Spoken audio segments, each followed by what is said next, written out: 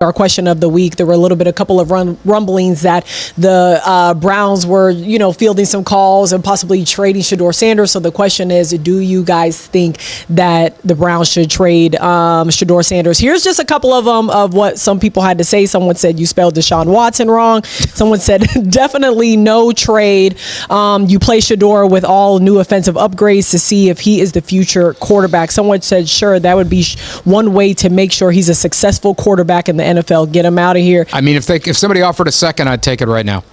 If somebody offered a third, probably. I don't know if I'm really sold on it, just because, Deshaun will be out of here in a year, regardless whether he plays well or not. So it's like, who is going to lead this franchise? And I'm just not really believing that, like, Arch Manning or, Moore or Sorsby, any of those guys are going to come up and then be the franchise quarterback. And Deshaun's always injured. Like, we don't even know if he's going to play a full season and be healthy either. Right. See what you have with him.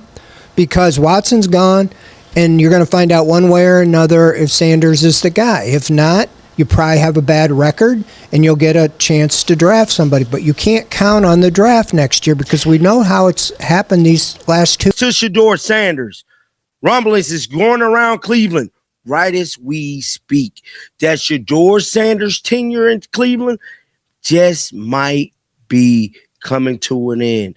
Did not tell y'all that it was a high chance by the end of July, early August, one quarterback could possibly leave. Shedeur reps didn't go up. They went down. Deshawn Watson reps didn't go up. They stayed the same. They have a systematic plan in place to keep Deshaun Watson ahead of Shedeur Sanders. Now, I'm kind of pissed off I didn't go to training camp to see for myself. Nobody saw this coming. Not the Cleveland media, not NFL analysts, and definitely not the people who spent the last year writing Shedeur Sanders off. Because right now, rumblings are coming out of Berea, Ohio. Whispers, reports, insider chatter, all pointing to one explosive possibility. Shedeur Sanders' time in Cleveland might be ending. Not next season, not down the road, right now, as we speak. But what happened next exposed something that longtime Browns insiders can't stop talking about. A pattern that once you see it, you can't unsee it. This was in May. So in May, give me a second here, guys. I'm trying to track all this stuff down. So let me go here to May tweets, Cameron Justice, Twitter account, just so I can pull up these receipts. You got to go all the way down to May. Because in May, it was reported that Dillon Gabriel got first-team reps before Shedeur. This been the plan all along, y'all. Shedeur was overachieving way back when. They had no plans on ever starting Shedeur. I kept trying to tell y'all that, but ain't nobody want to listen. I was a hater. I was this, I was that. All I ever wanted to do was just tell the audience the truth. Let's start with the reps, because in the NFL, reps tell the truth. Contracts lie, press conferences lie, reps don't. And according to multiple reporters on the ground in Berea, something changed. Shedeur's first-team reps didn't go up, they went down. Meanwhile, Deshaun Watson's reps, they stayed exactly where they were, untouched, protected. Now think about that for a second. If Shedeur was struggling, wouldn't the coaching staff want him getting more reps, not fewer? That's how development works. That's how every young quarterback in league history has been built. So why is it going the opposite direction? That's not a small detail. That's the whole story sitting right there in plain sight. Here's where things get crazy, because this didn't start in training camp. Go all the way back to May, back to OTAs, back before most fans were even paying close attention. Reports at the time already showed Dillon Gabriel getting first-team reps ahead of Shedeur, with Deshaun Watson still holding the top spot. Day one of OTAs, the reported rep order: Watson first, Gabriel second, Sanders last. Let that sink in. That's not a late camp adjustment. That's not a coach reacting to bad practices. That's a sequence that was reportedly already in motion back in May. Which raises the question everybody's afraid to ask out loud. Was this plan already decided before Shedeur even threw a real competitive pass in Cleveland? Now here's where the story takes a turn that nobody expected. Coach Prime, Deion Sanders, reportedly made a visit to Cleveland to watch his son practice. Nothing wrong with that on its face. Parents show up, parents support their kids. That's completely normal, completely legal, completely human. But here's the part that got people talking. According to multiple reports, in the days following that visit, Shedeur's first-team reps reportedly dropped even further. Coincidence? Maybe. But football fans don't believe in coincidences, not when the timing lines up this cleanly. Is it possible this is nothing? Sure. Is it possible it's something? Also sure. And that uncertainty right there, that's exactly why this story is spreading. I think what's happening here is that Monken does not trust Shedeur Sanders to consistently get the team in and out of the huddle on a regular basis, okay? And that's why he's playing a guy who's a pariah in the town in which he's employed ahead of Shedeur. That is an indictment of Shedeur Sanders. I don't know how else to look at it. Now, I have a sense of where I think this is going, and I want to be clear. I'm not reporting anything. How many times does Andrew Berry trade a quarterback as we go through training camp? It happens every flippin' year. Guys, I think we're approaching the end of the Shedeur Sanders era in Cleveland. Because that's not even the most shocking part. Here's the double standard nobody wants to say directly. Deshawn Watson has dealt with well-documented off-field controversy for years now. And yet, insiders say the coaching staff has kept him ahead of Shedeur in the pecking order, seemingly regardless of what's happening on the practice field. So ask yourself this. If performance and readiness were truly the deciding factor here, would the depth chart really look like this? Something else appears to be driving these decisions, and that's exactly the kind of thing that turns a quarterback competition into a full-blown controversy.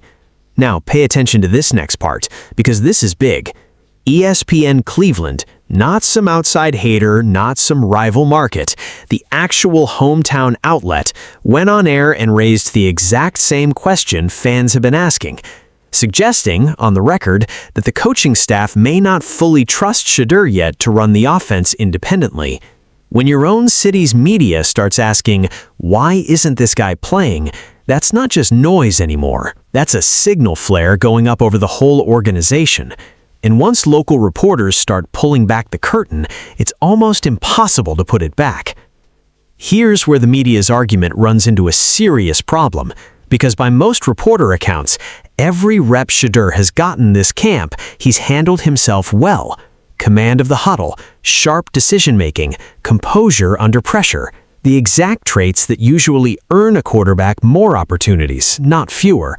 So here's the disconnect. If the tape says one thing and the rep count says something completely different, then something outside of pure performance is clearly influencing this decision. And once fans start noticing that gap between what they're seeing and what's actually happening on the depth chart, trust starts to crack. Whole time in Cleveland. So, if Andrew Berry is planning on trading Shedeur, I have to be honest with you. I'm one of the first people to accept the trade. Shedeur out of Cleveland like yesterday. And I will be very happy when he do get traded. I mean, very happy, because now we can start over. But here's the kicker, though. What if they don't trade Shedeur? They just release him and no one else picks him up? What if they do something like that? They just cut him. That'd be mind-blowing. But we'll talk about that in a minute. But let's get into this clip right here of ESPN Cleveland telling y'all everything. And Browns fans online are not buying the "he's just not ready" narrative. Comment sections, forums, social media threads, all flooded with fans calling this exactly what some insiders are calling it: a front office purportedly protecting a plan, not necessarily developing a quarterback. Whether that turns out to be fully accurate or not, one thing is undeniable. The relationship between this fan base and the front office is under real strain right now. And in Cleveland, a city that has lived through more quarterback heartbreak than almost anywhere else in football, that kind of tension does not stay quiet for long. So where does this actually go from here? There are really only two roads. Option one, Andrew Barry trades Shedeur before the season truly begins. A fresh team, a different coaching staff, a real opportunity somewhere else. For a lot of fans, that outcome might actually be the best case scenario. Option 2, and this is the one almost nobody wants to say out loud, Cleveland doesn't trade him at all. They just don't play him.